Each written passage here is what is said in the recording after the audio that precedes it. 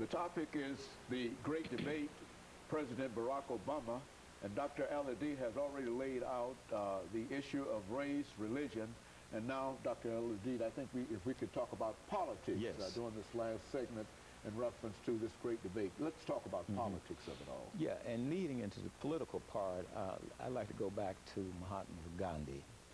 Some of his biographers once said that Gandhi was a saint trying to be a politician. And if you use that as an example, I would say that Obama is a politician trying to be a saint. Okay. And you know, politics is a very interesting business. You know, you have all type of people. So in that sense, I think he is doing, you know, an excellent job. Let's look at his campaign. His campaign, I think, spoke to the fact that the nation was divided. You know, people were being polarized. If racism was not above ground, it was certainly underground. And, you know, you had people of religion and getting involved, and it just, America was just becoming so divided. So he was able to come along using pretty much some of Dr. King's language of unity. You know, Dr. King said he had a dream that was deeply rooted in the American dream, that we hold these truths to be self-evident. And so I think Obama is also able to select passages from the Bible and passages from the Constitution. Of course, he's a constitutional lawyer, and he taught constitutional law at the University of Chicago for 10 years while he was serving as state senator. So he's able to combine these things. So what I see is Obama is pushing Dr. King's agenda inside of the legal and the political arena. And that's how I see him in that sense. Now, back to what I was saying, he was very unusual. I think he was able to capture the hearts and imagination of people under 40 years old.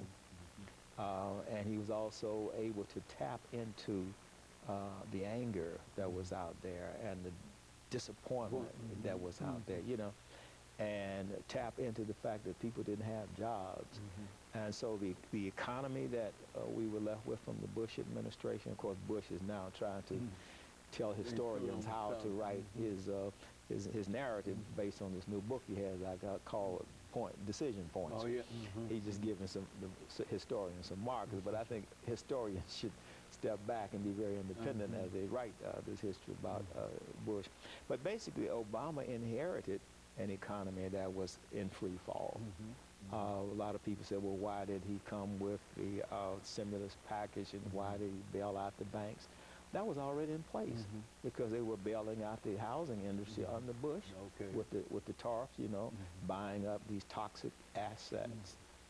Paulson was recommending that. So basically, he was continuing a type of Keynesian economics to keep the economy from going into a global depression. So he had to stop the depression before he could deal with the base issues. Now I think he's in a situation at midterm, he's done 2 years, where he's going to have to focus on the core issues, which is the economy and jobs. He felt that getting health care reform was very important, and I salute him for that. And he somehow connected health care reform with getting the economy in place, you know. So now, if he's going to be re-elected, he is going to have to drive down the unemployment, which is at about 10% now, drive down the recession. White America's in a recession, black America is in a depression. And so he's going to have to deal with the core economic issues. Now, whether or not he can do that in 24 months, you know, remains to be seen, especially since he does not have, the Democrats don't have control of the House of Representatives as they had when he got the health care measure. They were controlling the Senate and the House of Representatives. So he's pretty much in the same kind of situation that Bill Clinton was in, with an agenda to improve the quality of life for the average American, improve the